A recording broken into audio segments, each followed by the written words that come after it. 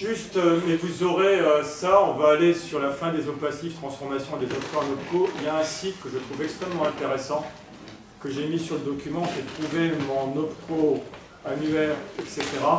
C'est le site, il est intéressant parce qu'avec un identifiant convention collective, vous rentrez, vous avez directement en fait la branche et la branche dans l'opérateur de compétences où il se trouve. C'est vraiment un site qui est bien.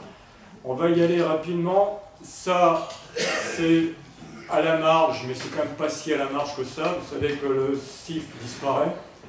On met à la place un contrat, alors ça s'appelle un projet de transition professionnelle financé par du CPF. Et c'est pas du CPF de transition, hein, c'est le raccourci, je trouve qu'il n'est pas bon. Ça veut dire quoi? C'est-à-dire que toute personne demain qui voudra faire un CPF de transition devra obligatoirement mobiliser ses sommes, son argent, son CPF, et il y aura une enveloppe qui viendra de France Compétences en complément.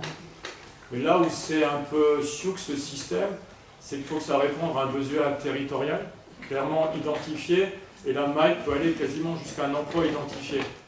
Ce qui veut dire que la logique d'un CIF de 800 à 1200 heures, vous oubliez, et que si votre organisme de formation faisait du CIF et que son chiffre d'affaires était majoritairement sur le CIF, réfléchissez à un autre produit, parce que, y compris le CPF de transition, il va aller sur du bloc de compétences.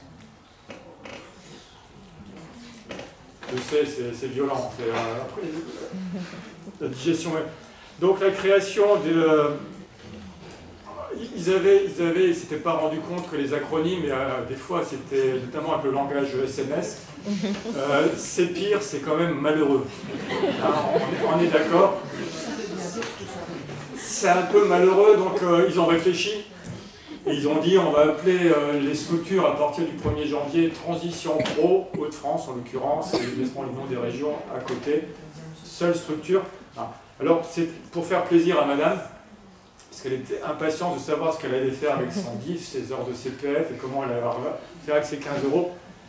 Il y a le modèle qui se met en place, je vais le dérouler tout de suite, ça sera... Vous avez raison de parler de 15 euros, mais les 15 euros, c'est pour l'ensemble des personnes. Je ne sais pas juste, j'aime bien se faire ça. Combien d'entre vous disposent de la totalité de leur DIF et de la totalité de leur CPF? Je crois aussi. La totalité. Il y en a combien d'entre vous qui ont ouvert leur compte? Donc il y en a combien qui n'ont pas ouvert leur compte? Hein? Donc, en gros, comme dirait madame, vous avez peut-être de l'argent, mais si vous n'avez pas ouvert votre compte, vous n'avez rien. Et ce qui est intéressant dans ce qui se met en place, c'est que vous avez le DIF et le CPF. Le CPF, jusqu'au 31 décembre 2018, vous aviez un plafond de 150 heures. Et vous aviez déjà 120 heures de DIF. Vous ne pouviez prendre que 30 heures supplémentaires et puis c'était basta. Là, ce que dit la loi, c'est que depuis le 1er janvier, chaque heure de DIF, chaque heure de CPF est valorisée à hauteur de 15 euros. Ce qui veut dire 3240 euros. D'accord? Alors si on prend le système précédent, c'était les OPCA qui déterminaient en fait des tarifs de prise en charge. Vous aviez par exemple AGFOS PME au Calia qui avait 50 euros de l'heure. 50 fois 150, c'était 4500, donc vous voyez que là, j'en suis un peu loin. Mais ce que dit le décret, il dit que les opérateurs de compétences qui vont, alors, ouvrir les oreilles, les organismes de formation, gérer le CPF de façon transitoire en 2019, les conseils d'administration pourront décider d'abonder jusqu'à 100% de la somme dont dispose la personne. Qui dit 100%, ça fait 6480. Donc il y a un marché en 2019, CPF, parce que là, en fait, vous avez deux choses qui se mettent en place. Vous avez vous avez du stock, il faut liquider le stock. Le stock, on le liquide à hauteur de 15 euros de l'heure. Et donc vous avez minimum 3200. Et vous avez, si c'est l'OPCA qui abonde, vous avez 6480. Mais vous avez aussi ce que dit la loi, c'est que ça peut être abondé par l'entreprise. Vous voyez, je reviens à mon entretien professionnel. par la branche professionnelle, et je viendrai tout à l'heure, par Pôle emploi, Cap emploi, voilà. Et donc vous avez des choses qui peuvent être abondées, projets co-construits. Donc moi, forcément, je n'ai pas forcément la somme nécessaire, mais à partir du moment où ça peut être co-construit et abondé, je peux l'avoir. À partir du moment où je l'ai, on est dans la co-construction et que la finalité de mon objectif, il est quand même à un moment donné un objectif partagé, pas un objectif individuel. D'accord? Mais on a donc cet argent-là. Ensuite, à partir de là, depuis janvier 2020, vous avez 500 € par an, plafond sur 5000, ça vous l'avez tous lu. Pour ceux qui sont niveau inférieur au CAP, BEP, c'est 800. Avec une grande nouveauté, là aussi c'est quelque chose d'important, c'est pour les salariés dans les ESAT qui disposent de CPF et qui disposent de 800 € aussi par an. Et avec un objectif, c'est comment les amener vers le monde ordinaire. Et avec là des abondements qui proviendraient de la GFIP. Okay. Et on est aussi d'accord pour se dire que toutes ces sommes-là, à travers les abondements, sont bien à un moment donné des moyens mutualisés dans le cadre de projets co-construits pour répondre à des besoins d'entreprise et des besoins de l'économie. Ça va? Mais on dit aussi, c'est pour ça que le CPF peut financer un bloc, le CPF peut financer un bilan de compétences, le CPF peut financer la VAE, etc., etc. Les évolutions, donc là, vous avez les différentes... ce pourquoi on peut utiliser son CPF. Ça peut même aller jusqu'au permis de conduire dans certains cas, sur des publics, dans des cadres particuliers. Accompagnement, création de une reprise d'entreprise. Vous avez tout ça qui rentre en ligne de compte.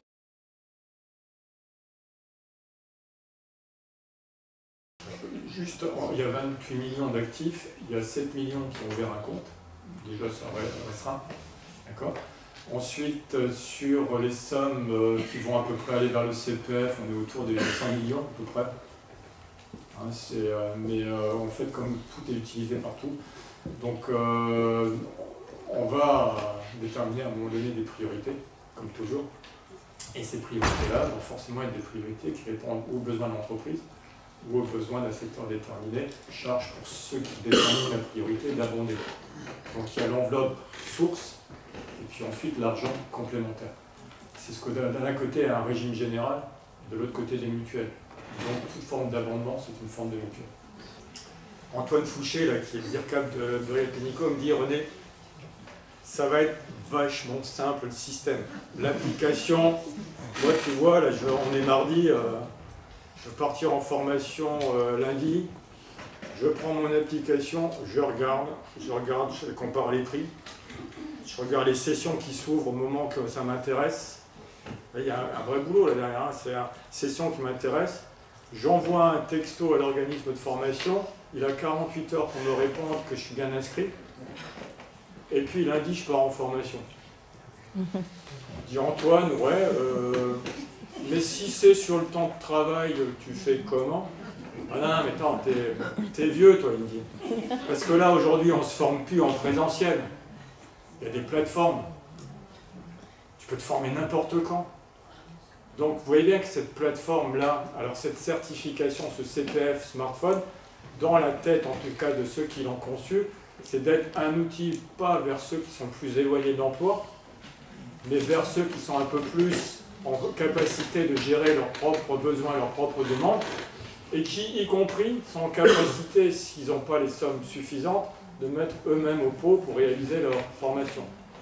Mais quand Antoine me dit il y a les plateformes, je m'adresse aux organismes de formation aussi, vous voyez bien que derrière, dans le modèle économique qui est imaginé demain pour faire partir plus de gens en formation avec moins d'argent, ou avec la même somme, c'est que derrière ces moyens pédagogiques-là doivent aussi permettre de financer plus de formations à un coût moindre. Alors attention, là aussi, hein, moi étant dans un organisme de formation, je leur explique quand même qu'on est dans la logique TripAdvisor. C'est qu'arrive un moment, puisqu'en fait, il y aura aussi, on va demander la qualité, et on va mettre des étoiles.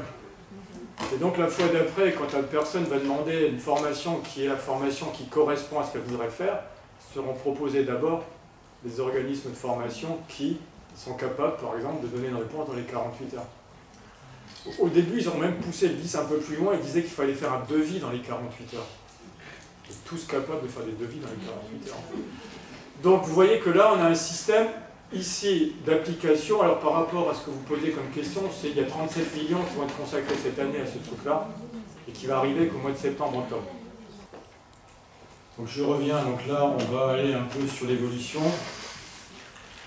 Vous avez tous lu le rapport qui, le ministre nous a dit, je pensais que vous feriez quelque chose d'innovant, mais disruptif à ce point, je ne l'imaginais pas. Parce qu'on a quand même, avec Jean-Marie Marx, on a mis un coup de pied dans la fourmilière, c'est un peu péjoratif, mais on a quand même secoué des pratiques. Il y a un directeur d'OPCA qui m'a dit, vous n'allez quand même pas remettre en cause 40 ans d'histoire. On a un peu remis en cause 40 ans d'histoire parce que le système tel qu'il était, et en faisant une analyse de départ, avait quand même quelques incohérences. La loi de 2014 disait déjà qu'il fallait qu'on ait des OPCA qui soient sur des champs cohérents. Charge pour la DGEFP d'agréer sur des champs cohérents. Et quand on a fait l'état des lieux avec Jean-Marie, on s'est aperçu par exemple que les banques étaient dans 5 OPCA différents. Que le commerce était dans 4 OPCA différents, que la santé, par exemple, il y avait 3 OPCA différents, il y avait lucratif, non lucratif, fonction publique hospitalière. Il y avait comme ça plein de trucs qui étaient un peu bizarres et étranges, donc on s'est dit, il faut que... Un ministre nous avait donné une feuille de route, des filières, des machins, qu'au départ on était parti en se disant on va partir de l'existant et puis on va voir comment on peut à partir de l'existant créer un nouveau monde. Mais si on partait de l'existant, en fait, on continuait à accepter les pratiques dont certaines étaient des pratiques clientélistes. C'est un bon mot, ça. C'était clientéliste. Moi, j'ai dit ça. Donc c'est son... Non, c'est là. Et donc, c'était qu'est-ce qui peut être, en fait, qu'est-ce que pourraient être des critères qui sont des critères finalement incontournables pour avoir des champs cohérents. On s'est dit, il y en a un qui est quand même incontournable, c'est en fait des métiers communs, des formations communes, des compétences communes, qui font qu'à un moment donné, les gens vont se regrouper et travailler ensemble. Si je reprends mon histoire de banque, vous savez que la loi de 2004 disait que chaque branche devait créer des observatoires prospectifs des métiers et des qualifications. Si vous avez 5 OPCA différents, puisque les observatoires étaient hébergés dans les OPCA, pour chaque branche, pour chaque banque, vous aviez un observatoire, donc 5 observatoires pour les banques. Ça faisait un peu bizarre. Si je prends le secteur dont parlait madame tout à l'heure sur la santé, en santé, c'est des métiers qui sont réglementés. Le statut des entreprises, c'est le statut des entreprises. Et que je sache, les métiers, les formations sont les mêmes, les évolutions de métiers sont les mêmes. Donc on est parti comme un peu des petits artisans, en se disant ça va être notre clé d'entrée, comment cette clé d'entrée-là peut trouver du sens, et là on a proposé 11 champs cohérents.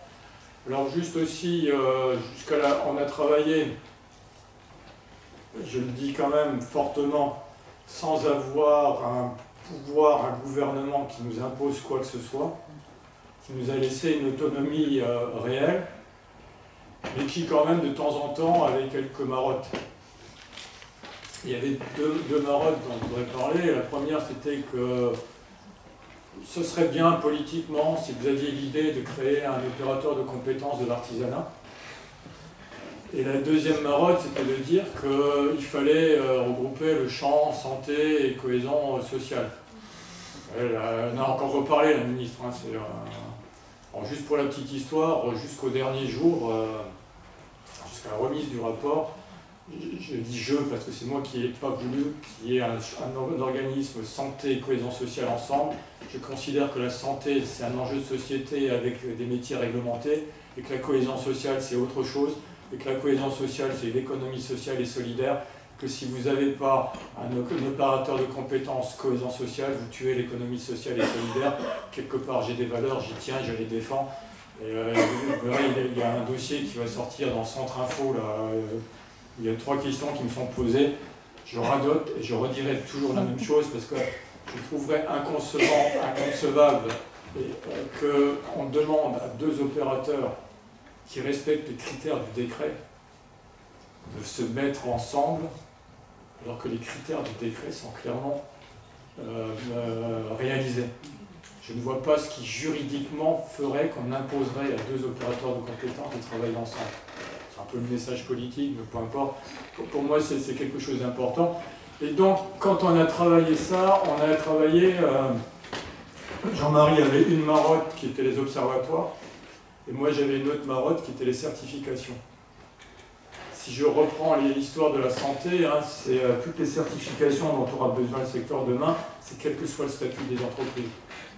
Et les observatoires, il vaut mieux qu'on ait un observatoire que 36 que 3.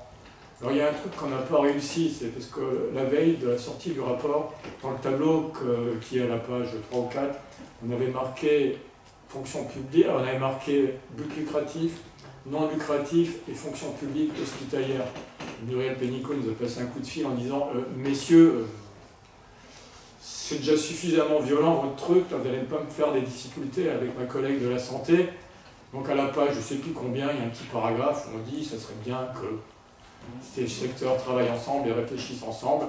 Mais vous voyez bien que là, on avait une vraie cohérence. La deuxième chose qu'on a écrit dans le rapport, c'est qu'on faisait le pari du dialogue social et qu'on donnait la main aux partenaires sociaux pour réaliser des champs cohérents. Et donc on les a un peu mis devant le fait accompli et on les a notamment brusqués dans le sens où aujourd'hui vous avez 600 branches, que le gouvernement a un objectif de 200 branches à la fin de l'année, et qu'en les mettant ensemble pour réfléchir sur des champs cohérents, même si je ne l'avouerai jamais publiquement, c'était quand même un cheval de Troie pour commencer à construire sur des champs, à travers les champs cohérents sur des branches qui sont des branches qui ont du sens aussi, et non pas avec des branches qui d'un côté auraient 1 000 salariés et de l'autre côté des branches qui auraient 2 millions de salariés. C'est ça aussi la réalité. Donc on a vraiment fait ce travail avec un autre critère qui pour nous est important, c'est le critère de service de proximité. Et on a notamment insisté sur la place des 2 réseaux interprofessionnels en disant que si on regardait les 2 réseaux interprofessionnels aujourd'hui, leur champ n'était absolument pas cohérent, puisqu'ils regroupaient en leur sein tous les différents secteurs. Et par contre, que les outils de ces OPCA interprofessionnels étaient des outils pertinents pour répondre aux services de proximité. Et on a pensé qu'il y avait 2 champs, le 6 et le 11, qui pourraient, 6 pardon, et le 10, qui pourraient être des champs pris l'un par Opcalia et l'autre par AGFOS PME. Donc on leur a proposé. Après, c'est la négociation qui a fait que les choses sont compliquées. Si je reprends aujourd'hui le champ d'Opcalia, vous avez vu que si je reprends le champ 6, c'était banque, assurance, conseil. On considérait qu'il y avait là un pôle intéressant à mettre en œuvre. Et puis toute l'histoire de services de proximité, y compris avec l'artisanat, qu'AGFOS sert de socle à ce truc-là. Dans le rapport, si vous le lisez, à aucun moment on a mis un seuil d'entrée. On n'a pas parlé d'argent. C'est le décret qui parle de 200 millions. Nous, si on n'a pas parlé d'argent, c'était justement pour éviter que l'argent soit un critère qui sera un critère de sélection. En mettant 200 millions, banque, assurance, conseil avait les 200 millions avec le nombre d'entreprises requises et on dit, nous on crée notre truc, laissant un peu le projet Opcalia en race campagne. Et vous avez dû voir qu'il y a eu un projet Opcalia qui a été déposé et qui a été retoqué en disant qu'il n'était pas cohérent et le gouvernement demandant au périmètre d'Opcalia de négocier, et ce n'est pas ce qu'on a souhaité non plus nous, avec le travail temporaire, la sécurité et la propreté pour faire un champ. Et aujourd'hui, ça existe, et j'ai quand même l'impression, je ne sais pas s'il y a des gens qui sont dans ce périmètre-là, que c'est hyper compliqué d'arriver à trouver des points de convergence entre les différents acteurs. Sur la partie AGFOS et artisanat, on n'a pas voulu, je le dis aussi ici, on n'a pas voulu un secteur artisanat tout seul. Je vais vous expliquer pourquoi.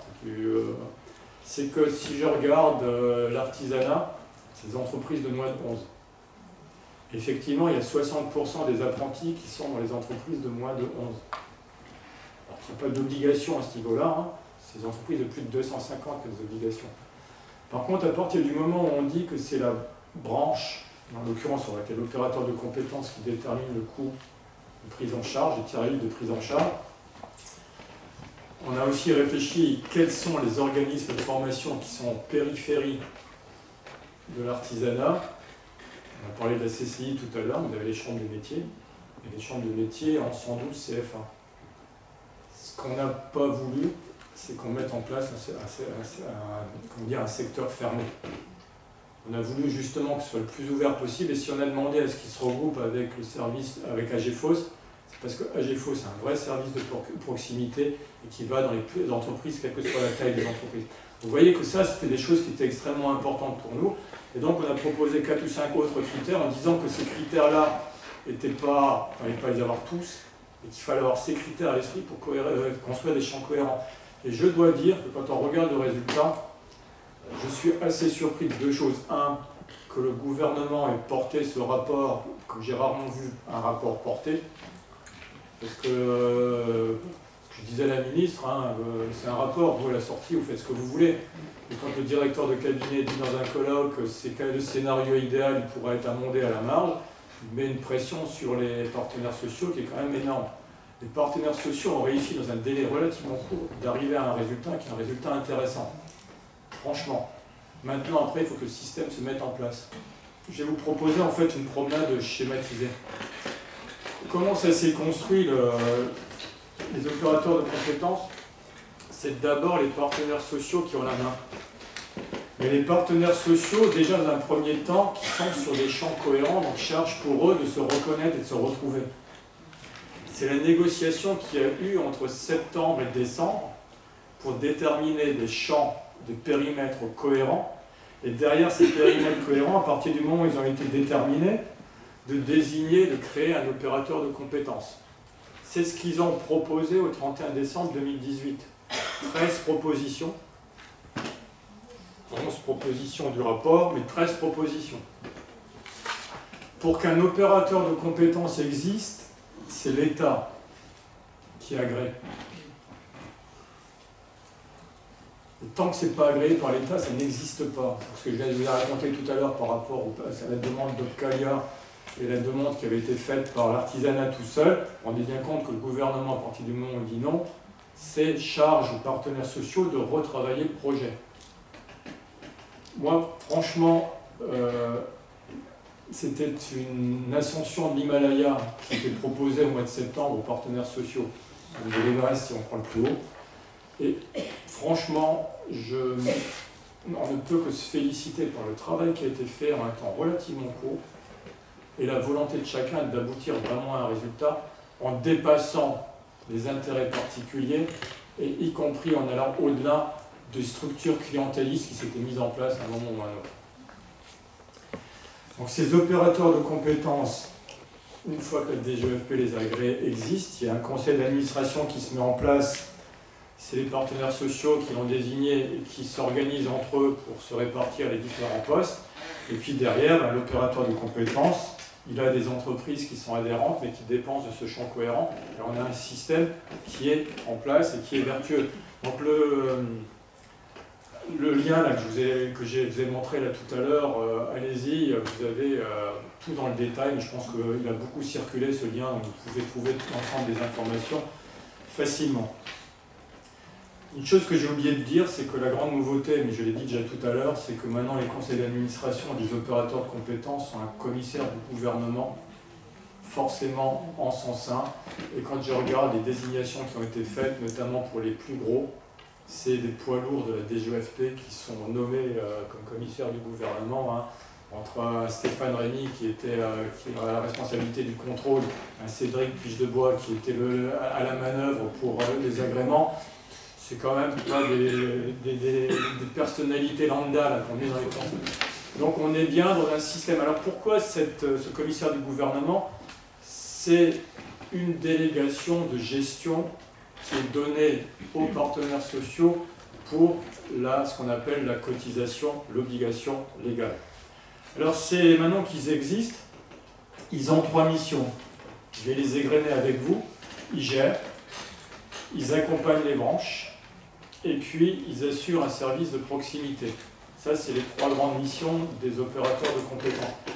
Vous avez bien entendu, enfin, je m'excuse de ne pas dire OPCO, j'ai beaucoup de mal de dire OPCO, parce qu'un OPCA, c'est un organisme paritaire collecteur agréé avec un acronyme qui avait du sens. Un OPCO, ça veut strictement rien dire, c'est les deux premières lettres de deux mots qui, eux, veulent dire quelque chose. Opérateur d'un côté et compétence de l'autre, et encore le mot compétence. Donc, la première chose qu'ils vont gérer, le système, c'est un changement d'ordinateur. Il y a une première enveloppe qui est. Il y a une première chose qu'ils vont gérer, c'est deux enveloppes. C'est ce qu'on appelle l'obligation légale. Donc, l'obligation légale, c'est l'alternance. Alternance, contrat d'apprentissage, contrat pro, pro-A. Et puis l'enveloppe TPE de moins de 5 ans. Alors, j'ai coutume de dire que pour moi, l'obligation légale, c'est l'équivalent du régime général de la sécurité sociale. Puisque le régime général, c'est le fruit d'une obligation aussi, d'entreprise et d'individu, qui est gérée. Et quand vous payez quelque chose, on vous donne du régime général, et puis après, on complète avec autre chose. Je vous expliquerai la théorie tout à l'heure. Donc, cette obligation légale,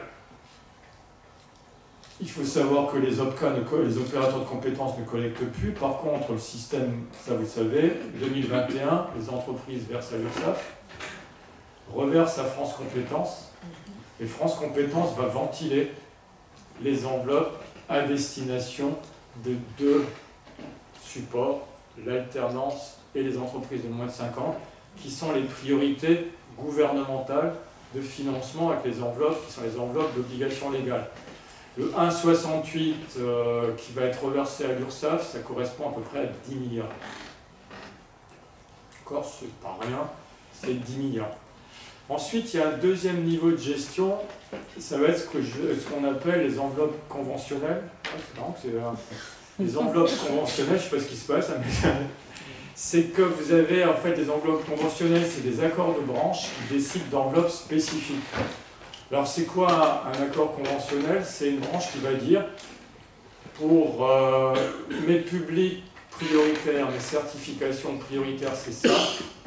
Je vais mettre en place une enveloppe d'abondement pour le CPF, destination de certification et public prioritaire, ça peut être ça aussi. Mais pour financer ça, je vais demander une cotisation supplémentaire aux entreprises qui sont dans un champ cohérent. OK? Et c'est ce que moi je vais appeler la mutuelle. Pourquoi la mutuelle? Parce que si je prends par exemple l'alternance, on a parlé tout à l'heure de tarifs qui étaient régulés par France Compétences. On peut imaginer que dans le secteur, on estime que l'argent n'est pas suffisant et qu'on crée, à travers l'enveloppe conventionnelle, des enveloppes supplémentaires qui viennent compléter ce qu'on imagine être le coût réel. Et que pour les entreprises de moins de 50, s'il n'y a pas suffisamment d'argent, on va en rajouter. Mais que l'enveloppe conventionnelle, elle va permettre aussi de contribuer au financement du plan de développement de compétences des entreprises de plus de 50. Donc là, on a un chantier dont les partenaires sociaux des différents opérateurs de compétences ont intérêt de se saisir. Je vais reprendre l'exemple de la santé, madame. Vous aviez à Unifab, donc cas de don lucratif, vous aviez un accord conventionnel qui disait que toutes les entreprises du secteur devaient verser 1% supplémentaire du 1% qui était le % de l'obligation légale. Ce 1% était réparti de deux façons. Il y avait 0,35 que l'entreprise devait justifier avoir dépensé en plus. Et le 0,65 qui restait, c'était une enveloppe mutualisée qui devait notamment permettre le financement de la formation des aides-soignantes ou des infirmières. Donc vous voyez bien qu'à partir du moment où le champ cohérent existe et que derrière vous avez des enjeux de société, à partir du moment où vous créez des enveloppes conventionnelles avec des priorités, cet argent-là va être l'argent du secteur lui-même qui va compléter ce qui existe, mais qui va aussi donner des sommes supplémentaires pour former plus de personnes dans le secteur déterminé. Et donc là, on aura demain, quand il y a un organisme de formation, à chercher l'information qui va être pas si facile que ça à trouver. Parce qu'en règle générale, sur le site d'un OPCA, vous avez la somme globale de ce qui était conventionnel, parce que ça existait déjà, vous n'avez pas le détail. Donc c'est comment trouver l'information, c'est la relation avec les branches. qui va être important. Quand je dis les branches, je pourrais dire les syndicats d'employeurs, ce sera peut-être plus facile à avoir l'information. Donc ça, c'est le deuxième niveau. Le troisième niveau, en fait, qu'ils vont gérer, c'est ce qu'ils appellent les enveloppes volontaires. J'ai mis un point d'interrogation, ça existait déjà. C'est les entreprises qui vont verser de l'argent directement à l'opérateur de compétences en contrepartie d'une offre de service. Subrogation, par exemple, ou négociation, demande où l'opérateur de compétences va négocier des tarifs avec des organismes de formation sur des tarifs de formation. Et donc d'avoir un catalogue avec un prix négocié. Ça peut être une offre de service. Donc vous voyez que là, j'ai mon régime général, alternance entreprise de moins de 5 ans, et j'ai du complémentaire possible. C'est ce que permet la loi. Pour le moment, c'est une coquille vide, hein, puisque tous les accords conventionnels qui existaient au 31 décembre 2018, de fait, ont disparu, puisque la structure juridique des OPCA a disparu aussi. Donc là, il y a un vrai chantier qui se met en place, et les partenaires sociaux ont, là aussi, un travail de négociation à faire sur les différentes priorités. Mais pour déterminer, pardon, ces priorités-là, c'est après la partie accompagnement qui va être importante. Ça m'énerve d'avoir des lettres qui se baladent. Excusez-moi, c'est comme ça, j'ai des petites marottes. Là, c'est quand j'ai envoyé les trucs, ça disparaît. Donc ici, 3 missions d'accompagnement. La première, c'est accompagner les branches dans le cadre des observatoires prospectifs des métiers et des qualifications. Ces observatoires vont devoir observer quoi? Faire remonter quoi? Le besoin des entreprises. Et doivent remonter aussi les évolutions que les secteurs potentiellement vont avoir dans les 5 à 10 ans à venir. Alors, tout à l'heure, on parlait de numérique, ça va être compliqué. Ça va être compliqué. Mais le but de l'observatoire, c'est d'être au plus près de l'évolution de système et au plus près de la réponse aux besoins des entreprises. À court terme. À court terme. Donc, vous voyez que là, on a un système, on a une injonction paradoxale un peu. Et c'est ça l'objectif derrière. Alors là, potentiellement, c'est des conseillers d'OPCO demain, mais ça veut dire que c'est un travail fait en interne. Soit, quand on parle d'accompagnement, c'est en fait l'accompagnement dans la construction d'un cahier des charges, et du coup, en fait, un marché qui s'ouvre pour des conseils, pour des structures qui pourraient accompagner sur les observatoires. Vous avez ensuite, deuxième niveau, qui est la certification. Alors, les certifications, vous voyez que le lien avec les observatoires, il est évident. Pourquoi il est évident? Si vous avez bien fait votre travail d'observation, vous allez recenser tous les besoins et vous allez créer des certifications qui répondent aux besoins observés. Donc d'où l'importance du rôle des branches dans les certifications demain, et d'où l'importance de la cavalerie légère, qu'on va appeler bloc de compétences, qui devront répondre aux besoins en fait rapides. Et on va avoir un troisième niveau d'accompagnement. Vous savez que chaque branche doit, tous les 3 ans, négocier une gestion prévisionnelle des emplois et des compétences. Et que cette gestion prévisionnelle des emplois et des compétences, la formation en fait partie. Et je vais revenir, si je trouve ma flèche, parce que d'habitude la flèche disparaît, pardon. Il y a un peu... Vous comprenez bien que ma partie accompagnement ici, Observatoire Certification GPEC, doit trouver des enveloppes de financement. Et à votre avis, on va les trouver où? Les branches normalement constituées, et donc là, d'où l'intérêt d'avoir des secteurs cohérents. À partir du moment où la cohérence a été construite, que les observations, les certifications, la GPEC a été mise en place, c'est comment on finance avec des enveloppes qui sont des enveloppes créées par la branche pour répondre aux besoins de la branche. Vous voyez que là, on a un marché sympathique quand on organise une formation. Mais la troisième mission, qui est la mission de service de proximité, vous comprenez bien qu'elle va être importante, c'est que qu'est-ce qu'elle va expliquer un conseiller d'un opérateur de compétences à l'entreprise? Elle va lui expliquer ce que je viens de vous raconter, c'est-à-dire que dans le secteur où vous vous trouvez, il y a des évolutions, que si vous voulez rester, vous, demain compétitif sur le champ qui est le vôtre, vous avez intérêt d'avoir des certifications qui sont des certifications qui répondent aux besoins. Mais si vous allez vers ces certifications qui répondent aux besoins, ben, il y a des enveloppes qu'on aura, nous, construites, et que les 0,1 ou 0,2 ou 0,5 supplémentaires que vous versez, c'est pas en pure perte, c'est quelque part simplement une enveloppe collective qu'on mettra à votre disposition en fonction du besoin qui est le vôtre dans le cadre de la stratégie que vous avez déterminée. Vous vous rendez compte, je reviens à mon premier point, les formations dites non obligatoires vont trouver des sources de financement comme ça. Et ça, c'est pas pour tout de suite. Là. Il faut que les branches se mouillent un peu, là, au travail. Dès qu'elles se mettent à négocier, elles vont négocier rapidement.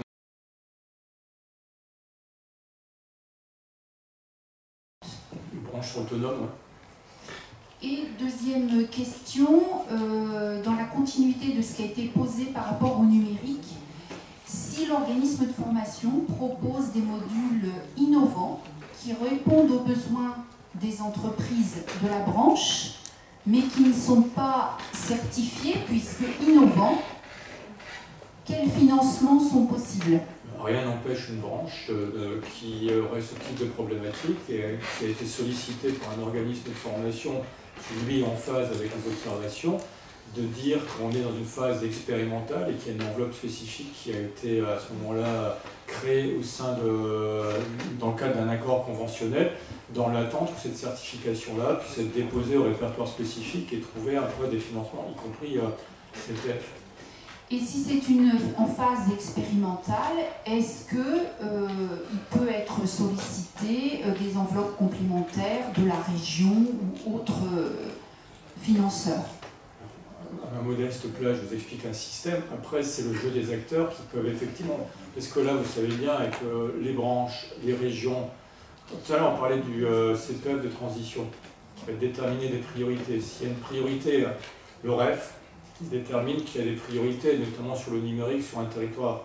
Une branche dit qui est sur ce secteur-là, et sur la même logique, détermine que cette priorité-là est demain et doit être une réponse territoriale. Donc il faudrait que les acteurs se mettent ensemble pour partager des enveloppes. Juste, et il y a certainement des personnes plus légitimes que moi dans la salle pour en parler, mais tout ça est dans un contexte, René vient de le rappeler, régional. On est au niveau de la région de France en négociation, en signature de contrat de branche. Donc tout ça a été travaillé aussi au sein des territoires, des priorités des territoires, etc. Donc ça c'est une première chose. Et la deuxième, c'est que la région et l'État ont signé il y a quelques semaines aussi un pacte, dans le cadre du PIC, alors excusez tous les acronymes, mais pareil, avec le PIC, ces plans d'investissement dans les compétences. Ça c'est bien, c'est bien. Et donc, avec des priorités aussi, qui sont liées au CPRDFOP, etc. Donc, tout ça est lié et il n'y a pas d'un côté, effectivement, aujourd'hui, c'est vrai ce que disait René parce que c'est tout à l'heure, c'est qu'on est sur un sujet qui fait partie d'un écosystème global. Et les politiques publiques aujourd'hui, elles sont emparées de tout ça avec leurs partenaires. Et effectivement, je sais, je pense que le document sera public dans quelques jours ou quelques semaines, par rapport au pacte, que notamment les problématiques du numérique, c'est un sujet qui a été pointé comme important par la région et l'État au niveau territorial.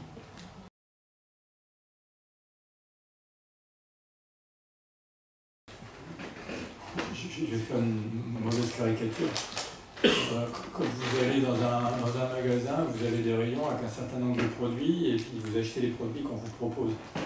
Le CPF tel qu'il est réfléchi, il a en fait ce qui est le magasin, c'est le répertoire national des certifications professionnelles, le répertoire spécifique. Et vous avez le droit d'acheter avec votre argent ce qui est inscrit là-dedans. Ce qui n'y est pas, vous ne pourrez pas. D'accord? Donc ça. Mais cela dit, quand vous avez 12 000 certifications qui sont inscrites au répertoire national des certifications divisées par chacune X blocs, le possible de pouvoir trouver votre bonheur existe aussi. Dans une reconversion complète, on va être sur le CPF de transition professionnelle, mais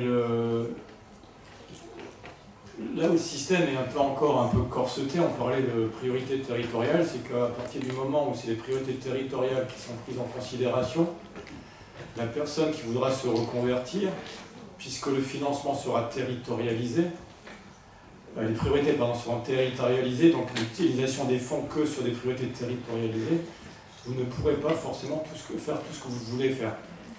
Et qu'il y a une phrase que je déteste dans le texte qui dit « il faut que le projet soit réel et sérieux ».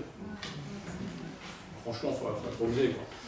Il faut que le projet soit réel et sérieux. En gros, il est réel et sérieux quand il répond aux besoins du territoire et des branches professionnelles sur ce territoire. Donc là, vous ne pouvez pas faire tout ce que vous voulez avec votre CPF. Et j'ai écrit un texte, si ça vous intéresse, qui doit être sur ma page LinkedIn, qui s'appelle « Pour la liberté de choisir son avenir professionnel et pourquoi pas son parcours citoyen », où je m'interroge sur le lien de subordination. On parlait de lien de subordination tout à l'heure. Jusqu'où le lien de subordination doit perdurer? Est-ce qu'il doit perdurer jusqu'à la formation, alors qu'on a un droit universel, c'est ce qu'on nous dit, avec un financement, etc. Or, si vous regardez la loi telle qu'elle existe, vous avez un lien de subordination, y compris jusqu'à votre capacité à choisir les formations que vous voudriez financer avec votre argent. C'est pour ça que c'est vrai que aujourd'hui, c'est présenté l'application CPF comme on va pouvoir, avec son smartphone, commander ce qu'on a envie demain pour commencer une formation X ou Y. La réalité, elle n'est pas là, de par ce que René vient d'expliquer, effectivement.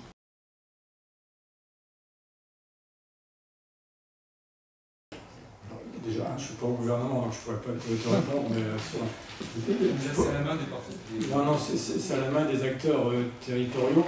Et si on prend aujourd'hui, je vais prendre l'exemple de l'apprentissage et des CFA, notamment des CFA ruraux, qui aujourd'hui, toi tu le sais bien, pour être passé par des régions qui étaient extrêmement rurales, certains CFA étaient aussi des lieux de cohésion sociale, d'activité économique, qui étaient sous perfusion des subventions versées par les conseils régionaux. Ces structures-là, demain, si elles doivent aller sur un sourcing réel sur le bassin d'emploi qui est le leur, avec des transports en commun qui ne sont pas forcément les mieux adaptés, il est évident que ces structures-là vont se retrouver en difficulté. On est purement et simplement sur la loi du marché. On a déjà vu avec des lois précédentes que l'offre de formation dans la ruralité a pris un satané coup. À travers l'évolution qui est proposée, je ne suis pas sûr qu'elle sortira indemne. Je suis même sûr du contraire. Maintenant, derrière, on peut aussi imaginer, si on est sur du conventionnel, et que justement, on peut donner un coup de pouce sur l'enveloppe déterminée par France Compétences, régulée par France Compétences, le coup de pouce soit pour ce type d'établissement, parce qu'il y a des critères particuliers qu'on veut préserver en fait un outil au milieu de nulle part, mais que cet outil a du sens quand même. Et donc ça dépend des branches. Donc on voit bien qu'il y a deux niveaux de politique. Il y a le niveau politique de l'État, qui détermine des règles et qui va, si j'ose l'expression, un peu à la serpe, en essayant justement d'éviter qu'il y ait des machins, des bidules, des passes droits qui se mettent en place. Et de l'autre côté, la possibilité qui restera aux partenaires sociaux de mettre en place un système complémentaire de préférence vertueux et non pas clientéliste. Ça, c'est un pari. Mais ça, c'est notre propre opinion. Et là, on connaît bien le système et on sait qu'une des spécialités dans la formation professionnelle, c'est le pas vu, pas pris.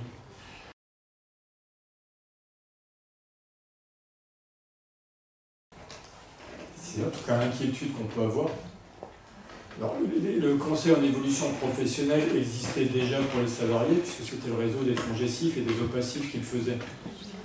Donc là, on a enlevé la transition professionnelle, ces prérogatives-là, et on fait un appel d'offres qui vient de sortir, pour qu'il y ait un opérateur régional, que ce soit un opérateur unique ou un consortium, qui se positionne pour pouvoir répondre à cet aspect-là. Pour répondre à votre question, le bilan de compétences, c'est finançable par du CPF. Donc, potentiellement, le bilan de compétences peut continuer à être financé et rester un marché particulier avec une enveloppe à disposition des individus pour le financer. Avant, c'était les FONGECIF qui finançaient les bilans de compétences ou les parcours. Aujourd'hui, ça ne fait pas partie de leurs prérogatives. Hein. Mais par contre, ça peut être intégré dans un forfait, dans un parcours pédagogique avec un objectif professionnel, une action de formation, et que le bilan de compétences peut faire partie de ce parcours pédagogique avec l'objectif d'atteindre un objectif professionnel. Donc là, il y a des choses qu'il va falloir ajuster. Là aussi, on était dans la verticalité avant, bien de compétences, 24 heures de congé, c'est pas remis en cause, hein, les 24 heures sont pas remis en cause. Mais les gens s'interrogent légitimement, mais depuis 2014, est-ce qu'il n'y a pas un truc en trop là avec le CEP? Sauf que le CEP, c'est pas la même chose, hein, puisque vous avez 3 étapes qui continuent à être affichées, un accompagnement qui est un accompagnement gratuit, et qui va donc pas non plus être obligatoire, notamment pour les personnes qui vont faire la transition professionnelle. Donc il restera, à mon sens, un marché pour le réseau des bilans pour les bilans de compétences. Alors quel est le but de cet appel d'offres? L'appel d'offres, c'est simplement de remplacer les réseaux des fonds GESIF. Oui, parce qu'avant, vous aviez, comme dit Florence, des Big Five, vous en aviez 4 qui étaient 4 pour les demandeurs d'emploi ou les salariés spécifiques. Vous avez le réseau des OPACIF avec une formation AFDAS, UNIFAF, etc., qui faisait du conseil en évolution professionnelle, soit pour les salariés du secteur, soit pour le niveau territorial. Là, l'objectif, c'est d'avoir un opérateur unique au niveau territorial, donc régional, pour faire du conseil en évolution professionnelle. C'est adossé à la transition professionnelle, mais ça ne dépend pas de transition professionnelle. Et c'est vraiment un truc qui doit permettre un accompagnement, notamment dans le cadre d'un projet réel et sérieux.